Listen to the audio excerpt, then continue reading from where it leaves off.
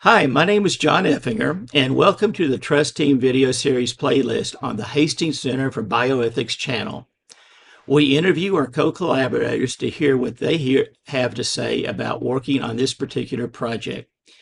We are a year and a half into a PCORI, Patient-Centered Outcomes Research Institute, funded Trust Team project. Trust Team stands for Teaming Researchers Up with Stakeholders to Test Trustworthiness, Engagement, and Measures project. During this time, we have been developing a scale to measure organizational trustworthiness in a community academic partnership using community-based participatory methods. We are now looking for individuals to complete the survey to test this trustworthiness scale. If you have participated as a research collaborator anytime from January 2020 until December 2025, we want to hear from you. If you are an individual with lived experience of illness or a caretaker of someone with illness or a representative for a community-based advocacy organization, or you are a clinician who collaborates on research projects, but whose work is not primarily research, we want to hear from you. Today, we're joined by Asya Jackson. And Asya, why don't you introduce yourself and then we'll get started. Hello, my name is Asya Jackson. I am one of the Trust Team community collaborators. The reason why I joined this project is because I know trustworthiness within the healthcare system is at an all-time low. I've worked in the healthcare setting my entire adult life, so trust me, I understand just how tedious it can be at times. And the reason why I believe trustworthiness in the healthcare system is important is because it's your health, it's your mental, physical, spiritual health, and that is very important to everyone. So I joined this because I believe I have a community-based, I want to say, foot on the ground opinion on it. Walk us through You're still muted. walk us through on what a foot on the ground means, and also let's expand a little bit on what you're involved in healthcare. And a lot of what we've talked about is from different communities. Why do people why should people want to participate in this type of research? Well, my belief is, well, first, to answer your question, I have done multiple realms of healthcare. I did insurance, I've done pharmacy, I've done community health work, I've done registration. So I've seen multiple sides of the system, and it all comes down to the fact that people want to be heard. People want to make sure that their opinions, that their worries, that their conditions are being treated and heard equally across all the boards. And I think it's important for people to join because we need more voices to be heard.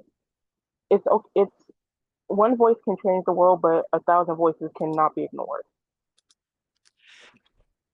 Fascinating that you come from a community health worker standpoint because, from my perspective, and I've been in both hospital healthcare and then in public health, community health workers are key because if we don't have community health workers involved in communities, we never learn what's going on and what's important to the community. So, could you take that from a perspective of why should community members not only want to participate, but what are the expectations that community members would have for participating in helping us define this scale of what is trustworthiness?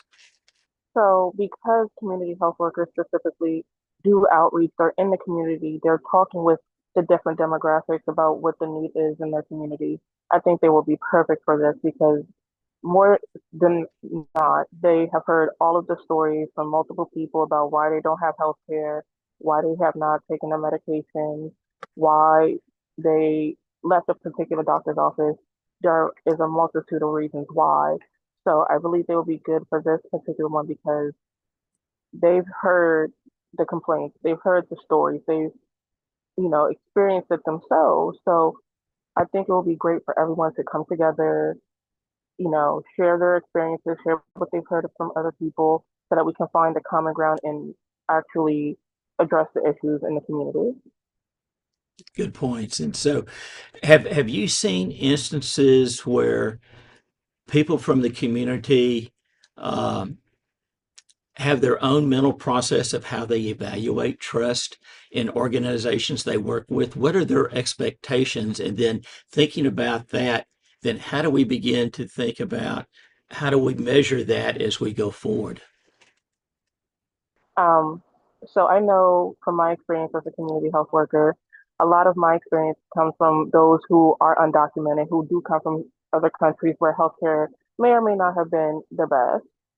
And then coming to this country, they feel as though it's almost impossible to get health care without having certain documentations, with there being language barriers, and there's always a fear of, how do I want to put this, a fear of overexposure, if that makes sense. Absolutely, it makes sense.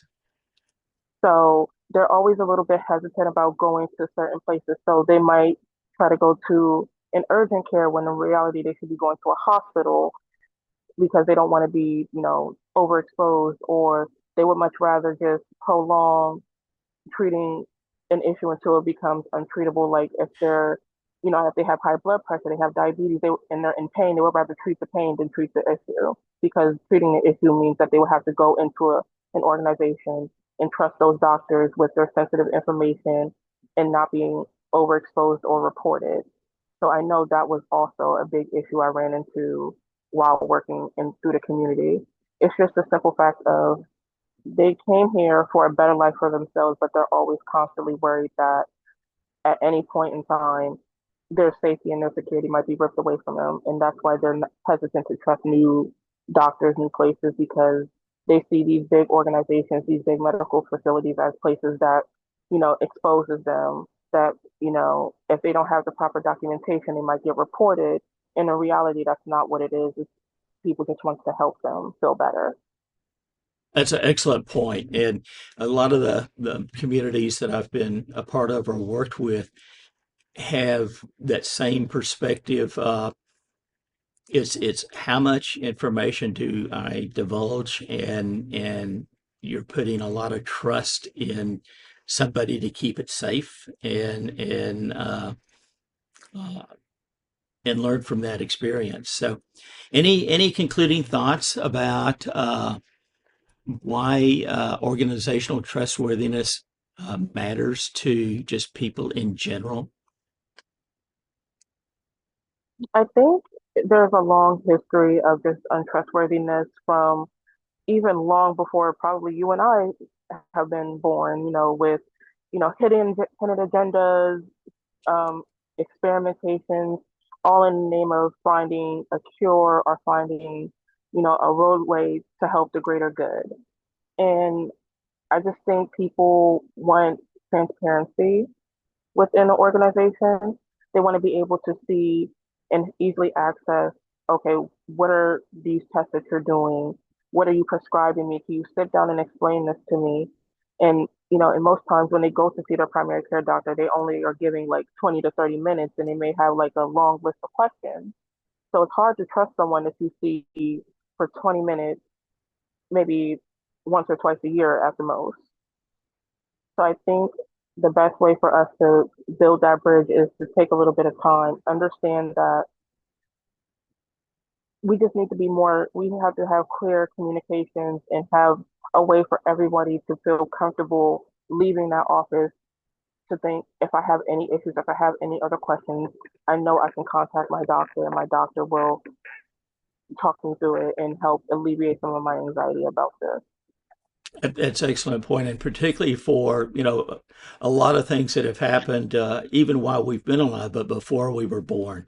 There is a lot of things that have happened to various people in communities that make it very hard to build trust. So bringing up that point is because a lot of this goes way back. So that's a good point.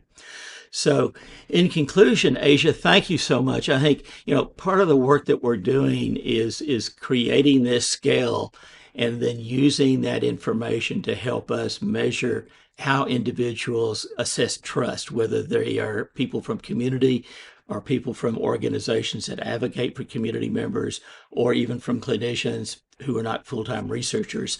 So in closing, thank you, Asia, for taking part in this interview. Additional information on our project will be found in the description.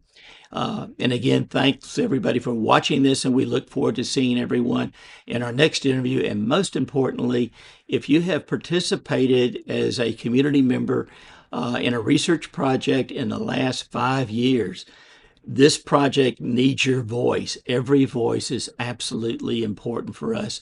And the wider diversity that we have on voices, the more impactful this particular measure will be. So thank you, Asia. Thank you for all the work that you've been doing with us.